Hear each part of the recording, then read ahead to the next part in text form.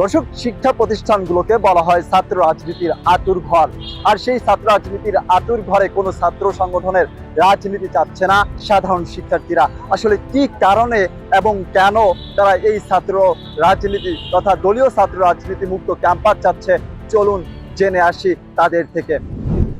দেখুন, ক্যাম্পাসে আপনি যদি একটা জরিপ করেন দেখবেন যে 95% সাধারণ শিক্ষার্থীরাই চায় ক্যাম্পাসে দলীয় ছাত্ররাজনীতি যেন না থাকে। কিন্তু এখন সবচেয়ে ব্যাপার হচ্ছে কি জানেন, এই ক্যাম্পাসে যখন আমরা ছিলাম সবাই কোনো না কোনো দলের আন্ডারে থাকতো। সেই দলটা স্পেসিফিক একটা দল, সেটা ছাত্রলীগের দল।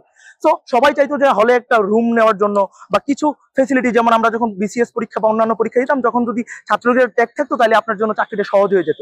কিন্তু এখন একটা জিনিস দেখেন, এই ট্যাগিং কালচারটা কিন্তু এখন রয়েছে। এখন সাধারণ শিক্ষার্থীর মধ্যে অনেকে রয়েছে যারা শুধুমাত্র হলে একটা সিটের জন্য অথবা চাকরিতে একটা সুযোগ নেওয়ার জন্য সেই মানে মন থেকে তারা সেটা ধারণ করতো না, কিন্তু একটা পোস্ট তারা নিত।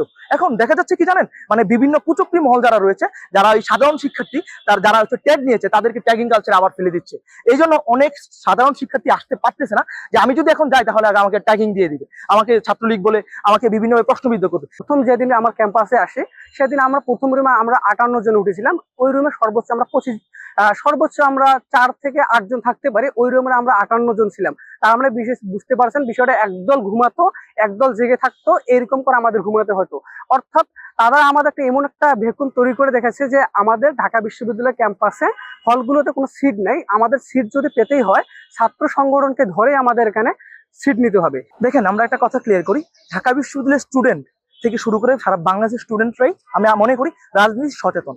আমরা রাজনীতি বিকেন্দ্রীকরণ চাচ্ছি না, আমরা চাই ক্যাম্পাসে রাজনীতি থাকুক, তবে সেটা সুস্থ ধারার রাজনীতি। যেমন আপনি হয়তো জানবেন যে ঢাকা বিশ্ববিদ্যালয়ে ডাকসু নামে একটা ছাত্র সংসদ রয়েছে, যেখানে হচ্ছে ছাত্র প্রতিনিধি হয়ে তারা রাজনীতিটা পরিচালনা করে। যখন কোনো দলীয় ছাত্র রাজনীতি ক্যাম্পাসে পরিচালনা হয় তখন কোনো নির্দিষ্ট দলের এজেন্ডা বাস্তবায়নের জন্য, কিন্তু যখন ডাকসুর মাধ্যমে আমাদের সেই ছাত্র রাজনীতি পরিচালিত হবে তখন কিন্তু ছাত্রদের ভালো খারাপ সুবিধা অসুবিধা সবগুলা বিষয় দেখবে ছাত্র প্রতিনিধিরা।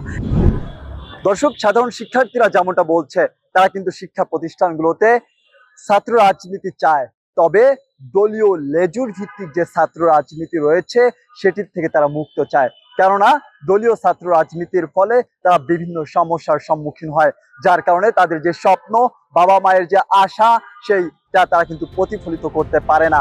আর সে কারণেই কিন্তু তারা এই মুহূর্তে দাবি করছে ঢাকা বিশ্ববিদ্যালয়ে ডাকসু নির্বাচন। এই ডাকসু নির্বাচনের মাধ্যমে তারা তাদের যে শিক্ষার মান, সেই শিক্ষার মান কিন্তু ফিরে পেতে চায় এবং শিক্ষার মান ফিরে পাবে বলে কিন্তু প্রত্যাশা করছে। ঢাকা বিশ্ববিদ্যালয় থেকে ফয়জুল্লাহ ফয়সাল, বাংলাদেশের খবর।